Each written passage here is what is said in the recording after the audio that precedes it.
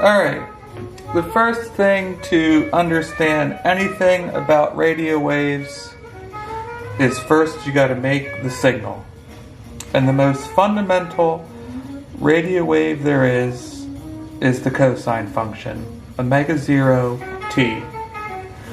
And if we look at that spectrum, we're going to see a signal at minus omega 0 and plus omega 0. Omega 0 is equal to 2 pi f0. So this is what's called a real valued signal. And you see it is what's called complex symmetric. It has energy in the negative frequency as well as energy in the positive frequency. Well, to understand complex signals, we need to make a complex signal in that we only want the signal to be in either the negative or positive part. And to do that, you need to use the complex phasors, e to the j, negative j, omega 0 t. And by using Euler's, we see it has a cosine term and this sine term. And more importantly, the takeaway here is that a negative e to the j omega t only has signal at the negative frequency. There is no signal at the positive frequency. That's very key because that's going to be a key ingredient of how I can put an AM signal here at the negative frequency and put another AM signal here at the positive frequency. So just for completeness here, we'll show you the positive one. Here is positive e to the j omega 0 t, and here you can see the energy is only in the positive frequency omega. Nothing is in the negative part. Very critical. And that is what's going to allow us, like I said, to put either an AM or FM signal at this frequency and not have a mirror image here. We can only do that by using complex signals. Alright. Hopefully that's clear as Greek to you all. But for those that are following, very nice. Alright. Here is your textbook equation for an AM modulation signal.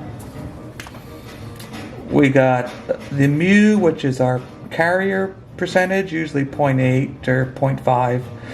M of t, that's what we want to modulate. That's our audio signal, basically your message signal, and multiplied by the cosine term with frequency omega 0. And if we look at that spectrum, we're going to have an AM modulation at omega 0 as well as at a negative omega 0. We don't want this. We want to only have our signal either be here or here. So how do we do that? Well, the answer lies in the complex phasor that I was talking about.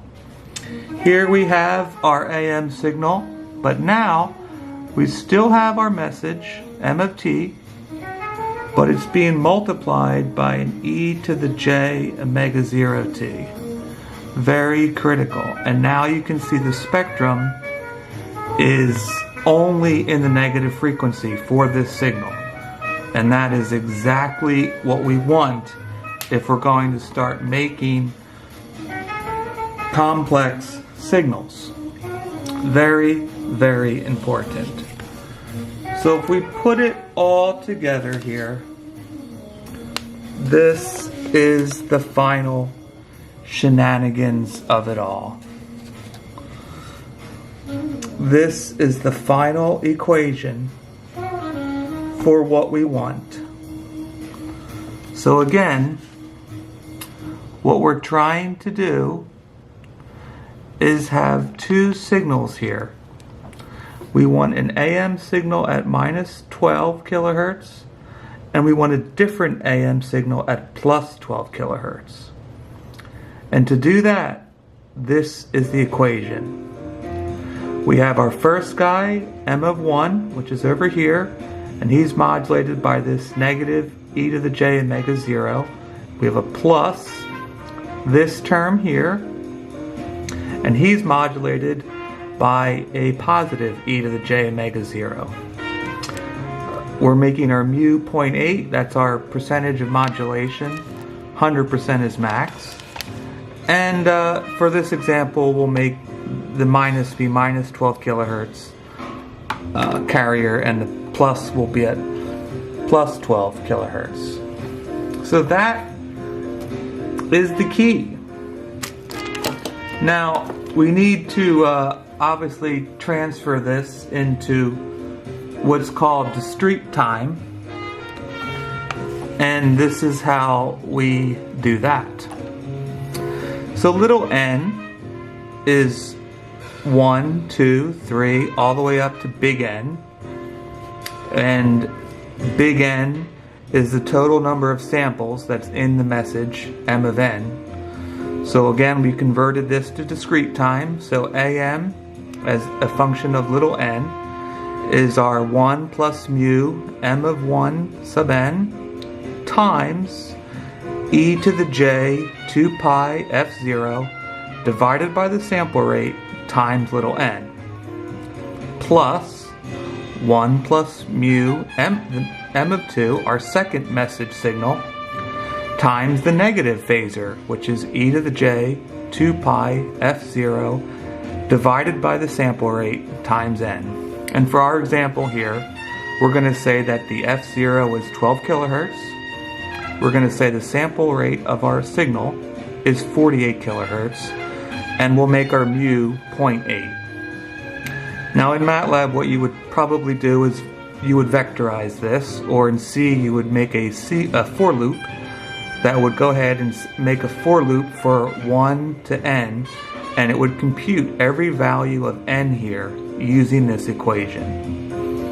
And this equation is what's going to give us 2 AM radio signals, with one of the AM signals being at minus 12 kilohertz and the other AM signal being at plus 12 kilohertz. The only way we can do this is by introducing these complex terms. If we went back to just the cosine wave, the equation you learn in your college textbooks, this is going to present a signal, the same signal, at omega 0 and negative omega 0. What I'm proposing is we want something, a different AM signal at minus 12 kilohertz and another AM signal at plus 12 kilohertz. And when you tune your SDR radio and see a carrier at 12 and another carrier at minus 12, this is the equation, or this is the math that's coming into that SDR receiver. You are not dealing with real valued signals anymore. You're dealing with what's called complex valued signals, or complex baseband signals to be correct. So here's the equations. Very achievable to put all this in MATLAB. I highly encourage you to use that program. It does all the work for us. You can read in audio files, create this, and then we'll save this as a audio file with the complex parts represented by the left or right channels of the file. So the real valued parts, or the I valued parts, would be assigned to the left value of the wave file, and the complex parts, or Q parts, would be assigned to the right value of the wave file. So this is the equations, this is the math.